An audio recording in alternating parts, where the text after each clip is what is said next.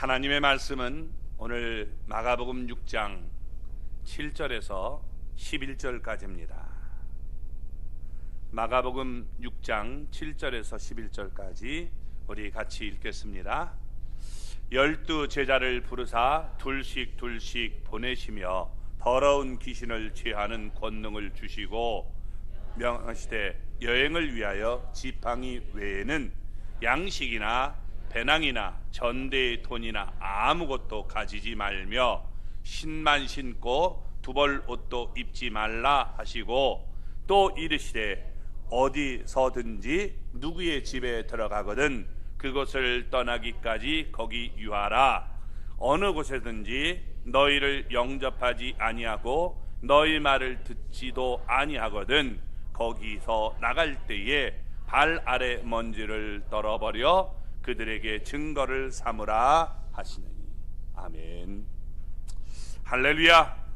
하나님의 은혜와 복이 오늘도 주님 앞에 나온 우리 사랑하는 성도 여러분 삶 속에, 가정 속에 언제나 함께 하시기를 주님의 이름으로 축원합니다. 우리 옆에 분 서로 보고 우리 손 붙잡고 우리 크게 한번 웃어주시기 바랍니다. 예, 당신 때문에 정말 살만납니다. 예, 그렇게 인사하시고 당신 때문에 정말 살만납니다. 예, 꼭 그렇게 마시기 바랍니다. 자, 우리가 마가복음을 계속 나누고 있는데 지금까지 예수님은 혼자 가르치셨고 혼자 권능을 행하셨습니다. 사람들은 예수님의 가르침을 듣고 권능을 보기 위해서 예수님이 계신 곳으로 와야만 했습니다. 자연히 예수님의 계신 곳에는 많은 사람들이 모여 들을 수밖에 없었습니다. 사람들은 예수님의 몸에 손을 대려고 에워싸 밀기도 했습니다. 몰려드는 사람들 때문에 모든 촌을 두루다니며 가르치기가 용이하지 않았습니다. 예수님의 공생에도 이제는 절반가량이 지나 앞으로 남은 시간이 얼마 없었습니다. 그러나 예수님이 다녀야 할 마을들은 아직도 많이 남아있기 때문에 이때부터 예수님을 대신해서 그의 제자들을 각 마을로 파송하게 되는 것입니다. 예수님이 가르치고 예수님이 권능을 행한 그대로 그들도 가르치고 권능을 행할 것입니다. 그만큼 복음 전파의 효과는 커질 것이고 사람들은 예수님이 계신 곳으로 몰려들지 않아도 될 것입니다. 예수님은 파송받는 제자들에게 몇 가지 중요한 당부의 말씀을 하고 있는 것입니다. 우리 모두는 예수님의 증인으로 파송될 사람이기 때문에 이 말씀을 우리가 깊이 마음속에 새길 수 있기를 바랍니다. 자, 먼저 우리 7절 말씀을 보겠습니다. 12 제자를 부르사 둘씩 보내시며 더러운 귀신을 제하는 권능을 주시고. 아멘. 예수님은 둘씩 제자를 부르시고 그리고 여러분 짝을 지어서 갈릴리 모든 촌으로 보내셨습니다.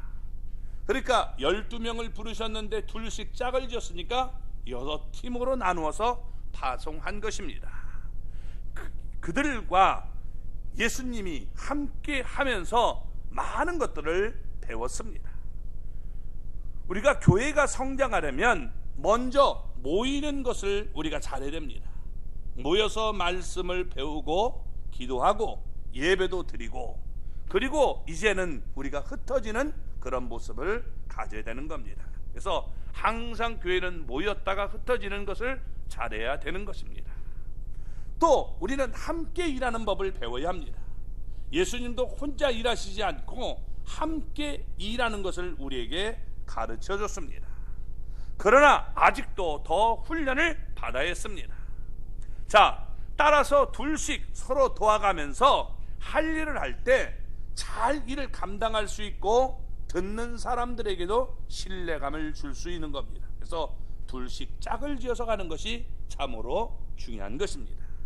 예수님은 둘씩 짝을 지어 보냈는데 70인을 세웠을 때도 둘씩 짝을 지어 보내는 모습을 볼 수 있습니다. 나귀 새끼를 준비시킬 때에도 두 제자를 보내셨습니다. 유월절 음식을 먹을 객실을 준비할 때도 두 제자를 함께 보내셨습니다. 제자들을 보내면서 귀신들을 제어할 수 있는 권능을 주었습니다. 귀신들을 제어할 수 있는 이 권능은 제자들의 특권 가운데 하나였던 것입니다. 병을 고치는 권능도 주었습니다. 죽은 자를 살리는 권능도 주었습니다. 귀신을 내쫓고 또 병을 고치며 죽은 자를 살리는 그 능력은 바로 예수님이 행한 능력이었습니다. 이런 권능을 제자들에게 주어서 그들도 행할 수 있도록 만들었습니다. 왜냐하면 예수님은 하나님이시기 때문에 자기의 권능을 그대로 제자들에게 줄 수 있는 것입니다. 우리는 줄 수 없지만 예수님은 하나님이시기 때문에 할 수 있는 것입니다. 예수님은 제자들에게 왜 이런 권능을 주었습니까? 그들의 가르침에 권세를 더하여 주셔서 그들이 행하는 놀라운 권능을 보면서 예수님이 가르친 진리가 정말이구나 하는 것을 깨닫게 하기 위함이었던 것입니다. 제자들이 행한 권능을 보면서 예수님의 사랑을 우리가 느끼고 긍휼을 여러분 바라기를 원했던 것입니다. 예수님은 전능하신 하나님이기 때문에 어떤 권능도 행하실 수 있습니다. 그런데 우리가 성경을 보면 여러분 아무렇게나 권능을 행하신 것이 아닙니다. 여기에는 원칙이 있어요. 마귀가 예수님에게 이 돌들로 떡을 만들어서 먹어라 라고 할 때 예수님은 거부하셨습니다. 성전 꼭대기로 데리고 올라가서 여기서 뛰어내려라 그러면 하나님이 천군 천사를 들어서 사용해서 너를 받들 것이다 라고 얘기했습니다. 보여줄 것을 얘기했지만 그때도 행하지 않았습니다. 얼마든지 뛰어내릴 수 있지만 행하지 않았습니다. 왜요? 여러분 예수님이 행하신 권능은 사람들에게 긍휼을 베풀 때에만 그의 권능을 행하신 것입니다. 예수님이 귀신들을 내어 쫓은 것도 귀신 들린 사람을 긍휼히 불쌍히 여겼기 때문에 행해 주셨습니다. 병든 자를 고쳐 주신 것도 여러분 긍휼히 여기셨기 때문에 고쳐 주신 것입니다. 죽은 자를 살리신 것도 죽은 자의 가족들을 긍휼히 여겨 주셨기 때문입니다. 예수님의 제자들도 이런 권능을 통해서 예수님의 긍휼함을 보여주기 위해서 능력을 베풀어 주신 것입니다. 그러므로 예수님이 제자들에게 권능을 준 목적은 두 가지로 우리가 살펴볼 수 있다는 겁니다. 첫째는 그들의 가르침에 권위를 더해 주기 위해서 네가 전하는 것이 내가 함께하고 그것을 사람들로 하여금 믿게 하기 위해서 예수님은 권능을 그들에게 주셨고, 또 하나가 그들을 통해서 예수님의 권능을 여러분 긍휼함을 보여주기 위함이었던 것입니다. 우리도 여러분 사람들을 긍휼히 여기며 살 수 있는 하나님의 사람이 될 수 있기를 바랍니다. 예수님은 우리를 사용해서 죽은 영혼들을 살리기를 원하십니다. 그러므로 병든 심령들을 고치며 그들의 삶을 새롭게 하기 위해서 여러분 우리는 이런 긍휼함을 갖고 나가야 되는 것입니다. 이 긍휼함은 내 마음 갖고 내 뜻대로 되는 게 아니에요. 성령님이 임하실 때 가질 수 있는 겁니다. 그러니까 성령님이 내 안에 역사하시면 긍휼함이 생겨요. 왜 우리가 전도하지 못하느냐? 불쌍한 영혼들을 보고도 불쌍하게 여기지 않은 게 못하는 거예요. 남들이 해. 너 죽으면 지옥 가지 뭐. 이런 마음 갖고 있으면 전도 못해요. 그런데 죽어가는 영혼들이 너무나 불쌍하면 여러분 우리가 수모를 당해도 복음을 전할 수 있는 거예요. 그게 바로 성령님께서 역사하시는 증거임을 보여주고 있는 겁니다. 그래서 성령님께서 우리 안에 그런 긍휼함을 베풀어 줄 수 있기를 주님의 이름으로 축원합니다. 자, 전도하는 동안 우리가 지켜야 할 원칙이 있음을 얘기해 주고 있습니다. 8절과 9절 말씀을 볼까요? 명하시되 여행을 위하여 지팡이 위에는 양식이나 배낭이나 전대의 돈이나 아무것도 가지지 말며 신만 신고 두 벌 옷도 입지 말라 하시고. 아멘. 자, 여기에 여행을 위해서 아무것도 가지지 말라라고 말씀했습니다. 전도 여행을 떠나는데 아무것도 의지하지 말라는 거예요. 그러면서 여기 지금 오직 얘기하고 있죠. 오직 무슨 얘기예요? 오직이라는 말은 그것만 우리가 믿고 나가는 거죠. 자, 예수님이 그들을 돌봐주시기 때문에 아무것도 의지하지 말라는 거예요. 예수님이 너희들과 동행하면서 책임질 것이다 라고 말씀하고 있는 겁니다. 그러니까 복음 전도하러 갈 때는 하나님이 나와 함께 하신다. 그리고 내 걱정 의심 모든 걸 다 주님께 맡기며 나가야 되는 거예요. 주님이 나와 함께 하심을 믿기 바랍니다. 그동안 예수님은 제자들과 항상 함께 하면서 친히 그들을 돌봐줬습니다. 이제 예수님을 떠나 전도 여행을 떠나갈 때 걱정할 이유가 없다는 거예요. 예수님이 변함없이 그들과 함께 동행해 주시기 때문입니다. 그래서 예수님은 가져갈 것과 가져가지 말아야 할 것을 얘기하고 있는데, 여기 가져가야 될 것을 뭘 얘기하느냐, 여기 지팡이 외에는 이렇게 말씀합니다. 그러니까 지팡이를 가지고 가라라고 말이죠. 지팡이에는 아무것도 가져가지 말라니까 지팡이는 가져가라는 거죠. 왜? 이들은 여러분 이 지팡이를 항상 들고 다니는 겁니다. 자, 이스라엘은 높은 산 위에 동네가 있어요. 그래서 높은 곳일수록 이게 제일 위에 성전, 그 위에 궁전, 그리고 그 밑에 이 고관 대작들, 그리고 제일 밑에 있는 사람들이 천민들이 사는 거예요. 우리는 거꾸로죠. 그죠? 산동네 하면 어떻게 돼요? 못 사는 사람. 근데 여러분 이스라엘은 거꾸로예요. 자, 이런 거 살려면 지팡이가 우리가 짚고 가면 이게 편리하게 올라갈 수 있는 겁니다. 그래서 장거리 여행하는데 아주 필요합니다. 어디를 떠나려면 항상 지팡이를 들고 갔단 말이에요.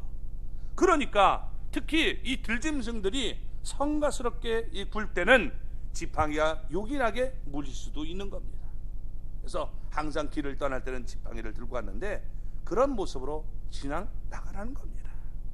그런데 여분의 지팡이는 허락하지 않았습니다. 마태복음 10장 10절을 보면 이렇게 말합니다. 여행을 위하여 배낭이나 두 벌 옷이나 신이나 지팡이를 가지지 말라. 이는 일꾼이 자기의 먹을 것 받는 것이 마땅함이라.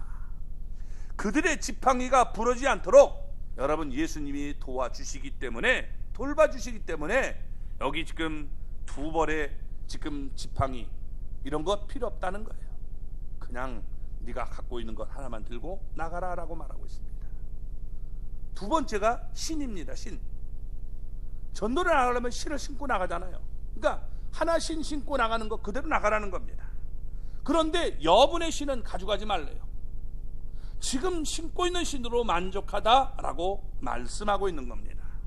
그들의 신이 떨어져서 발이 부러뜨는 일이 없도록 주님께서 돌봐주실 것을 말씀하고 있는 겁니다. 이처럼 선교와 전도는 사람의 힘으로 하는 것이 아니라 하나님의 힘으로 하는 것임을 보여주고 있는 것입니다. 또 옷도 입은 그 옷 그대로 나가라는 거예요. 두 벌의 옷을 준비하지 말고 입었던 옷 가지고 그냥 나가면 된다라고 말하고 있는 겁니다.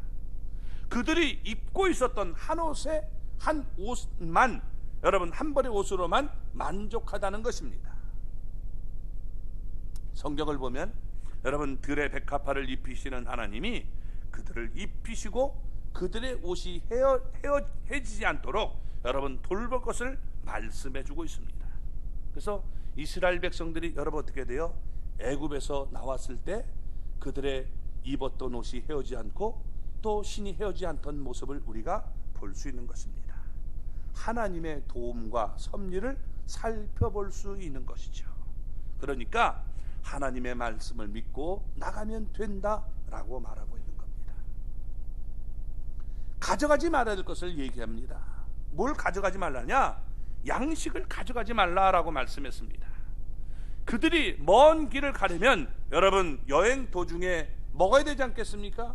그런데 무엇을 먹을까, 무엇을 마실까 염려하지 말라는 겁니다. 공중의 새도 기르시는 하나님이 하나님의 일을 하는 너희를 굶게 만들겠느냐라고 말씀하고 있는 거죠. 그러니까 너희들에게 이렇게 먹을 것을 공급해 줄 테니 걱정하지 말고 믿음으로 나가라 라고 말하고 있는 것입니다. 또 배낭을 얘기하고 있습니다.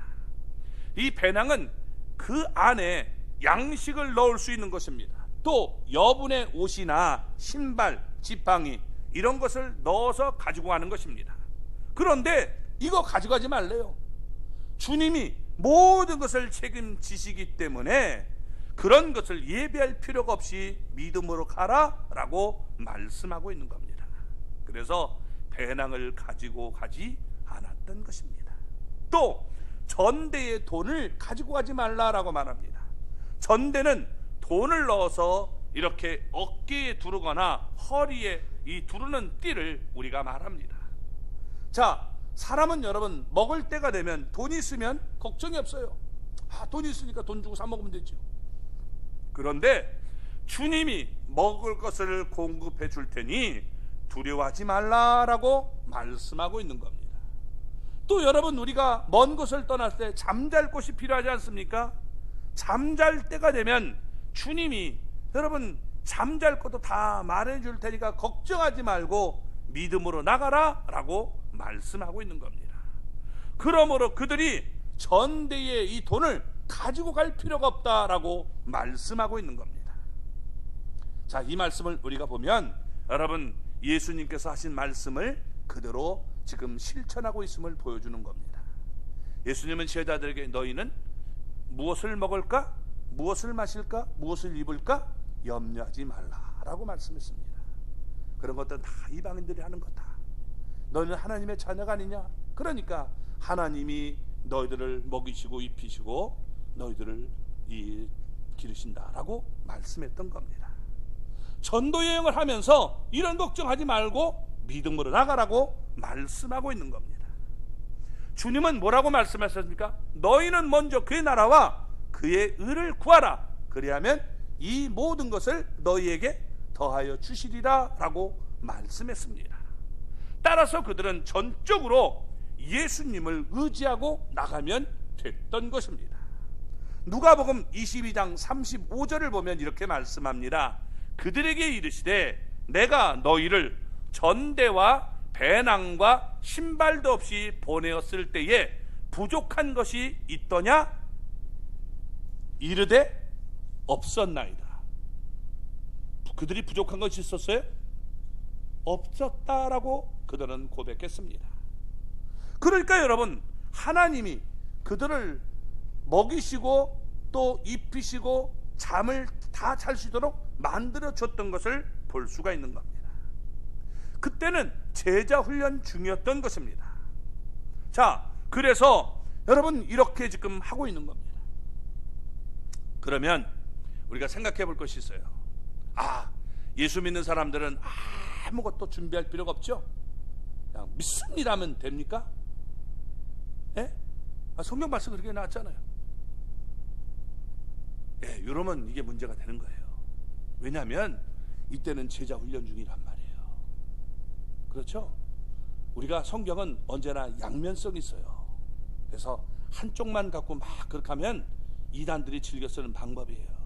신천지는 어떻게 돼요?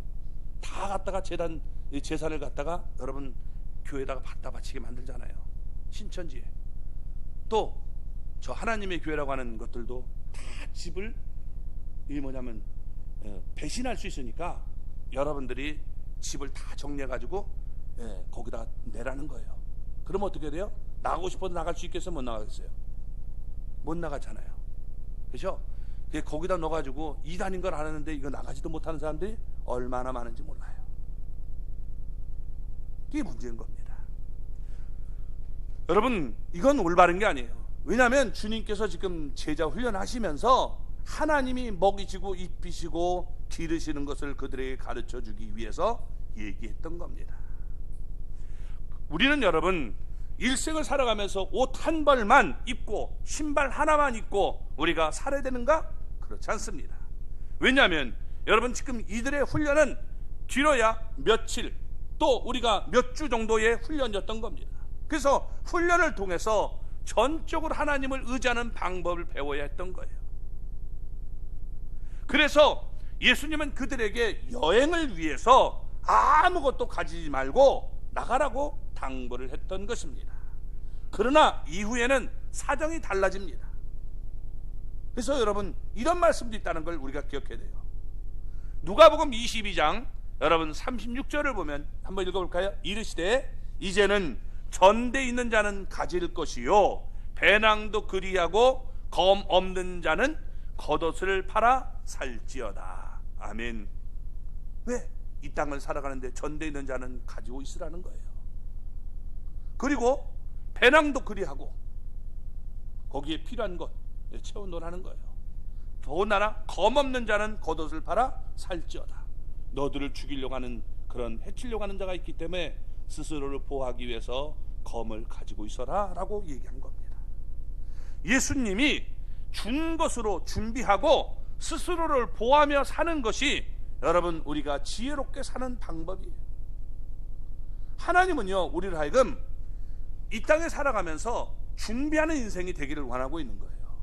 우리가 며칠 살다가 가면 다 우리가 그냥 놓고 가야죠. 그럴 필요가 없어요. 그러나 어떻게 돼요? 우리가 며칠 살다가 가는 게 아니라 이 땅에서 그래도 오랫동안 살잖아요. 그렇기 때문에 미래를 우리가 준비하는 인생이 돼야 되는 거예요. 그게 지혜로운 거예요. 근데 무조건 내고 다 갖다가 여러분 갖다 놓고 나중에 내가 정말 어려워지면 어떡하겠습니까? 그건 올바른 게 아니죠. 그래서 주님께서 이제 너희를 떠나고 너희들이 홀로 남게 되는데 너희들이 너희 스스로를 지킬 수 있도록 잘 준비하라고 말씀하고 있는 겁니다. 그래서 지금 지혜롭게 사는 방법 가운데 하나가 너희 자신을 스스로 지킬 수 있는 사람이 되라라고 얘기해 주고 있는 겁니다. 또 한 가지 예수님의 말씀을 우리가 마음속에 새겨야 할 것이 있습니다. 탐심은 없애야 된다는 거예요. 우리가 준비는 한데 탐심은 없애야 된다는 거예요. 우리가 귀신을 내쫓고 병을 고치고 죽은 자를 살리는 것은 참으로 놀라운 권능입니다. 따라서 마음만 먹으면 얼마든지 불을 축적할 수 있는 거예요. 여러분 병든 사람을 고쳐주고 돈 내놓으라 하면 여러분 어떻게 되겠어요? 그 사람들이 내겠어요 안 내겠어요? 예? 병든 분들 한번 생각해 보세요. 내가 이 병은 다른 사람이 못 고쳐요. 하나님만이 고칠 수 있어요. 근데 그 병 고쳐주고 하나님이 돈 내라면 어떻게 내겠어요 안 내겠어요? 살려면 낼 거 아닙니까? 안 내요? 돈이 더 중요한 건가요? 모르겠어요. 그렇게 하지 않습니까? 여러분 이 요즘에 암약 그런 거 할 때 면역약 같은 거는 뭐 하나만 한 번 맞으려면 한 억대인데요. 근데 여러분 그거 어떻게 돼요? 살기 위해서 맞지 않습니까? 비싸도 맞는단 말이에요. 항암제가 몇백만 원 하는데 그거 맞는 사람 있고 이 뭐 굉장히 요즘 나오는 것 가운데 좋은 약들은 뭐 몇천만 원 억대 되는 게 있단 말이에요. 근데 그 약을 맞으면 이게 몸에 암이 다 사라져요. 그럼 어떻게 되겠어요? 맞겠어요 안 맞겠어요? 집을 팔아서도 살 거 맞을 거 아닙니까? 그죠?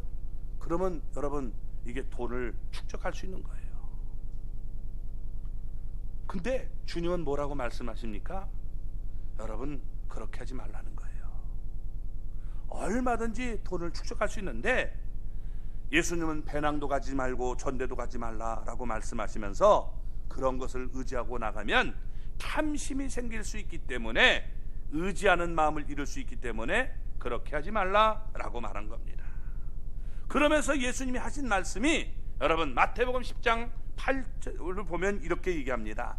병든 자를 고치며 죽은 자를 살리며 나병 환자를 깨끗하게 하며 귀신을 쫓아내되 너희가 거저 받았으니 거저 주라. 이게 뭐냐? 돈 받아가 축적하려고 하지 말고 거저 주라라고 얘기하고 있는 겁니다.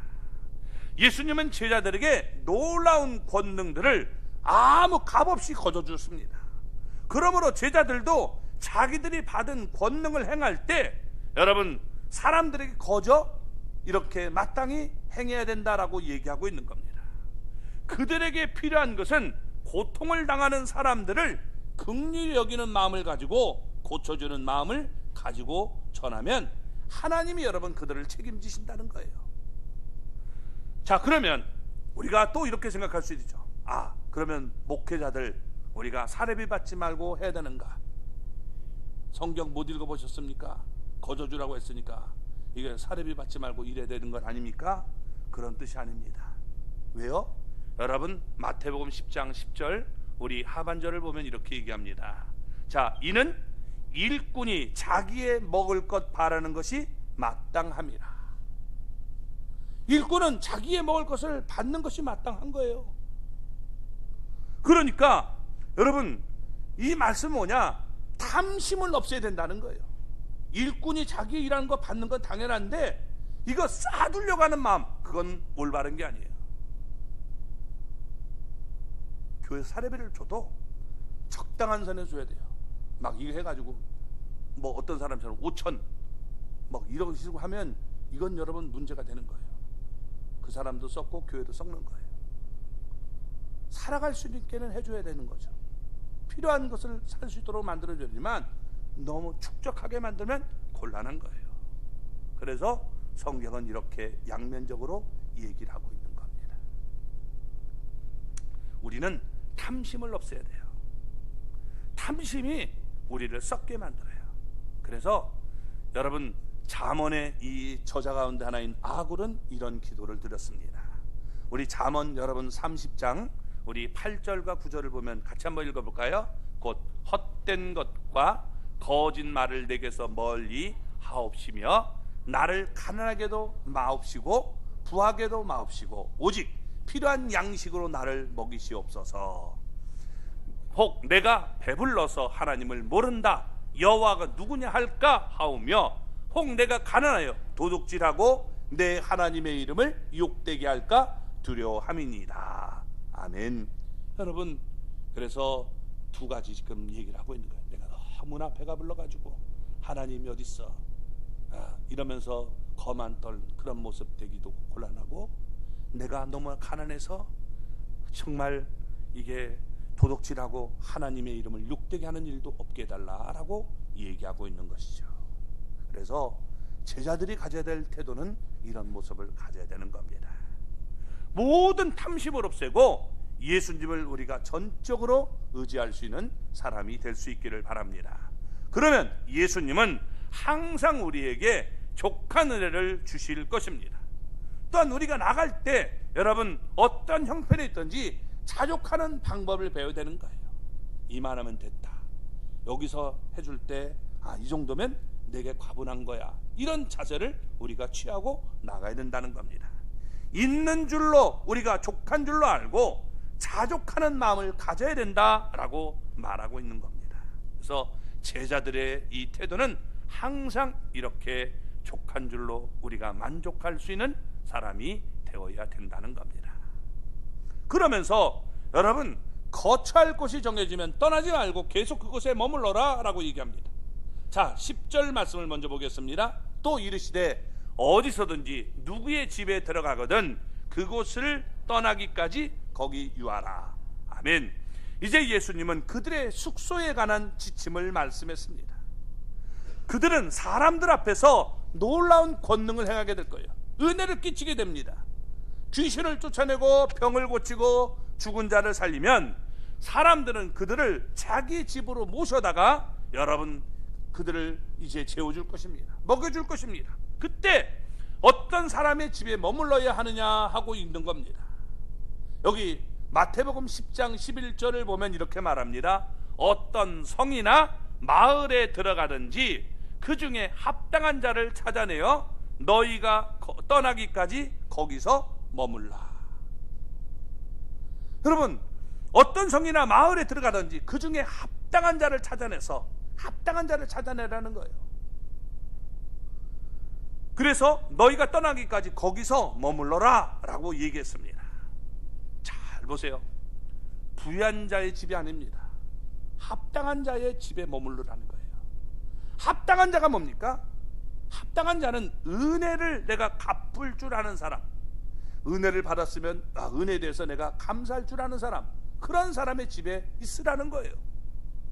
거기서 은혜를 모르면 그냥 은혜 모르는구나 이러고 떠나면 되는 거예요. 근데 은혜를 알면 이 사람이 정말 나를 이렇게 생각해 주는구나, 하나님의 은혜를 입었구나, 그러면 어떻게 돼요? 거기서 머물러 있어라 라고 얘기해 주고 있는 겁니다. 하나님을 경외하며 경건하게 살아가는 가정을 우리는 찾아야 된다는 거예요. 그 집에 이게 뭐냐면 하나님을 경외하기 때문에 은혜를 알아요. 그 은혜를 아니까 어떻게 돼요? 감사할 줄 알아요. 그런 사람은 그 집에 있어도 된다라고 하지만 모르면 떠나라는 거예요. 일단 합당한 자의 집을 찾아 거하면 그것을 떠나기까지 그 집에서 유하라라고 말씀했던 것입니다. 환경이 좀 더 좋은 집을 찾을 것이 아니라 여러분 그 더 넓은 평수집으로 옮겨가라 이런 말씀은 전혀 없어요. 우리가 그런 생각하면 안 됩니다. 하나님이 어느 집으로 인도하든지 처음 인도한 그 집에서 계속 머물러 있으라고 말씀했던 것입니다. 그러니까 그 집이 잠자리가 불편할 수 있어요. 그럼 어떻게 해요? 내가 참는 훈련을 해야 되는 거예요. 불편한데도 감사합니다, 이거에 여러분 내가 느끼며 훈련을 받아야 되는 겁니다. 내가 주는 음식을 먹다 보니까 내가 좋아하는 음식도 있고 내가 좋아하지 않는 음식이 있을 수 있는데 이것도 하나님이 내게 필요하기 때문에 주시는군요, 감사합니다, 이렇게 받아 먹을 수 있는 자세가 필요하다라고 말씀하고 있는 겁니다. 그러니까 먹을 것 입을 것이 있은즉 족한 줄로 여기라는 거예요. 그러나 12 제자 가운데 여러분 한 사람은 족할 줄 몰랐습니다. 탐심이 생겼어요. 그래서 어떻게 돼요? 여러분 자꾸만 자기가 챙기려고 하는 이 모습을 가지고 있는데 그게 바로 성경을 보면 가룟유다입니다. 그래서 여러분 어떻게 돼요? 이게 더 많은 걸 챙기려다가 사고가 나는 이런 모습을 보여주고 있는 겁니다. 우리가 지난주에 나눴던 말씀처럼 예수님의 제자들은 예수님이 고향 나사렛에서 복음을 전할 때 배척받는 것을 봤습니다.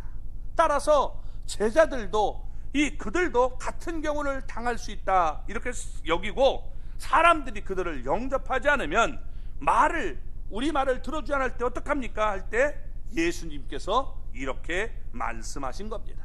11절 말씀이죠. 어느 곳에든지 너희를 영접하지 아니하고 너희 말을 듣지도 아니하거든 거기서 나갈 때에 발 아래 먼지를 떨어버려 그들에게 증거를 삼으라 하시니. 예수님이 거기서 나갈 때라고 하시면서 지금 거기서 나가라는 거예요. 너희들을 받아들이지 않으면 나가라, 거기 끝까지 버티려고 할 필요가 없다라고 얘기하고 있는 겁니다. 복음을 우리가 전할 때 배척하는 사람들이 어디나 있습니다. 그럴 때 우리를 영접해 주지 않으면 더 이상 그곳에 시간을 우리가 허비하지 말고 머무르려고 하지 말라는 거예요.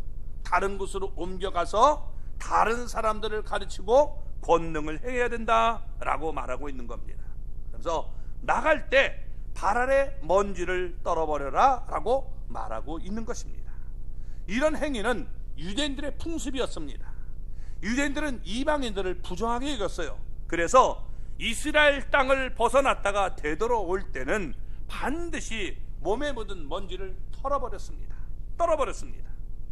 이 당시에는 먼지가 많았기 때문에 여행을 하면서 신이나 옷, 몸에 먼지가 묻게 되어 있었습니다. 그래서 이방 땅의 먼지로 이스라엘을 더럽힐 수 없다라고 생각했기 때문에 이스라엘로 돌아오기 직전에 머리와 옷 이런 여러분 그런 것에 먼지를 털었던 것입니다. 자, 신발에 묻은 이런 먼지도 떨어버렸습니다. 이 털은 게 많은 거지 국어 실력이 제가 없어서 우리 성경에는 떨었다라고 하는데, 어쨌든 여러분 이렇게 지금 떨어버렸습니다. 따라서 제자들을 영접하지 않는 사람은 하나님을 믿지 않는 이방인처럼 여기라고 말씀하고 있는 거예요. 저들은 하나님의 말씀을 받아들이지 않는 이방인과 같은 모습이니까 너희들 그냥 상심하지 말고 그것을 떠나라 라고 얘기하고 있는 겁니다. 그러면서 예수님의 제자들을 거부하는 것은 예수님을 거부하는 것이고, 예수님을 거부하는 것은 하나님을 거부하는 것이기 때문에 유대인들이 자기를 의롭다고 여기고 여러분 예수님을 단호하게 거부했던 것, 여러분 그것에게는 심판이 있음을 얘기해 주고 있는 겁니다. 그렇기 때문에 여러분 우리는 두려워할 필요가 없다라고 말씀해 주고 있는 겁니다. 예수님을 거부하고는 아무도 구원을 받을 수가 없는 것입니다. 증거가 있으면 뒷말이 필요가 없어요. 그게 증거가 된다는 거예요. 너희들이 정말 이것을 거절한 증거가 여기 있다라고 얘기해 주고 있는 거죠. 그래서 여러분 우리가 확실한 증거를 우리가 영어로 스모킹건이라고 하죠. 총을 빵 쏘면 어떻게 돼요? 연기가 총구에서 탁 나죠? 그럼 어떻게 돼요? 너가 총 쐈다는 증거가 여기 있다는 것이에요. 이 증거를 보여주는 거죠. 그래서 먼지를 탁탁 털어버리면 그게 바로 스모킹건이 돼서 너희들이 나를 영접하지 않은 그 증거다, 이렇게 말씀해주고 있는 겁니다. 그래서 그것이 증거가 되어서 결국엔 그들은 심판에 이를 수밖에 없음을 보여주고 있는 겁니다. 그래서 제자들을 여러분 이렇게 받아들이지 않을 때 제자들은 발에 먼지를 떨어버리고 그곳을 떠났던 것입니다. 바울과 바나바가 이 비시디의 안디옥에서 복음을 전할 때 박해를 받고 쫓겨납니다. 그때 사도행전 여러분 13장 51절을 보면 이렇게 말합니다. 두 사람이 그들을 향하여 발에 티끌을 떨어버리고 이고니온으로 가거늘. 여기서 박해를 받으니까 탁탁 털어버리고 이제 저쪽으로 가는 거예요. 나는 할 일은 다 했다. 또 사도행전 여러분 우리 18장 6절을 보면 그들이 대적하여 비방하거늘 바울이 옷을 털면서 이르되 너희 피가 너희 머리에게로 돌아갈 것이요 나는 깨끗하니라. 이 후에는 이방인에게로 가리라 하고. 그래서 바울은 고린도에서 그의 옷을 털면서 그를 대적하는 유대인들에게 여러분 그것을 증거로 삼고 갔던 것입니다. 어떤 사람에게 복음을 전했는데 그가 내 말을 들으려고 하지 않으면 우리는 그 즉시 그 발에 먼지를 떨어버리면서 여러분 이렇게 갈 수 있다는 거예요. 근데 조심할 것이 있어요. 이게 뭐냐? 이렇게 털면 너는 지옥 가는 거야. 여러분 이렇게 우리가 증거를 삼으면 싸움 나는 거예요. 혹시 우리가 여러분 만약에 그런 태도로 우리가 나간다면 우리도 구원받지 못한 사람이 많이 있을 거예요. 왜? 옛날에 우리가 얼마나 여러분 예수님을 믿지 않고 배신하고 우리가 잘못된 길로 간 적이 많습니까? 그때마다 증거를 남기고 우리가 갔다면 여러분 구원받지 못했겠죠. 우리 하나님의 자녀들은 여러분 어떻게 돼요? 그런 자세가 아니라 하나님의 말씀을 우리가 분명히 하나님이 함께 한다는 것을 우리가 믿고 나가는 것이 중요합니다. 우리가 나갈 때는 이런 자세가 필요한 거예요. 고린도후서 5장 20절을 보면 이렇게 말하죠. 그러므로 우리가 그리스도를 대신하여 사신이 되어 하나님이 우리를 통하여 너희를 권면하시는 것 같이 그리스도를 대신하여 간청하노니 너희는 하나님과 화목하라. 아멘. 이렇게 얘기하고 있습니다. 자, 여러분 먼저 충분하게 우리는 권면해 줘야 돼요. 하나님이 당신을 정말 사랑하신다. 그리고 진심으로 간청돼야 돼요. 그래 끝끝내 그들이 거부하고 여러분 우리를 대적한다면 우리는 그것을 이방인처럼 여기며 떠나가야 된다는 거예요. 더 이상 내 노력으로 안 되니까 하나님 앞에 맡기고 우리가 떠나는 그런 자세를 가져야 되는 겁니다. 예수님의 증인은 어때야 됩니까? 오늘 우리에게 말씀해 주고 있습니다. 우리가 예수님의 증인으로서 복음을 전하려고 할 때 가져야 할 태도를 얘기해 주고 있습니다. 협력하는 마음을 가지라는 거예요. 둘씩 짝을 지어서 보냈습니다. 여러분, 우리도 협력할 수 있는 하나님의 사람이 되시기 바랍니다. 하나님의 일을 나 혼자 하려고 하지 말고 우리가 여러분 이렇게 협력하는 게 중요해요. 가정에서도, 목장에서도, 교회에서도, 우리나라와 민족에서도 협력할 수 있는 그런 마음을 가져야 됩니다. 또 성령으로 긍휼한 마음을 품어야 돼요. 그들을 긍휼히 여길 때 역사가 일어나는 거예요. 왜 우리가 영혼을 구원하지 못합니까? 불쌍히 여기는 마음이 없어요. 의무적으로 예수 믿어 안 받으면 맞고 이러면 여러분 역사가 없는 거예요. 정말 긍휼히 여기는 마음, 이 마음이 여러분 영혼을 구원할 수 있는 겁니다. 그리고 전적으로 예수님이 나와 함께 하심을 우리가 믿고 담대하게 복음을 전하기 바랍니다. 믿지 못하니까 못 전하는 거예요. 두려우니까 못 전하는 거예요. 그러나 분명히 예수님은 나와 함께 한다, 이 담대함을 여러분 가지면 우리가 전할 수 있습니다. 그리고 탐심을 없애야 됩니다. 오직 주님만을 우리가 의지하고 어떤 형편에 처하든지 만족할 수 있는 그런 모습을 갖고 나갈 수 있기를 바랍니다.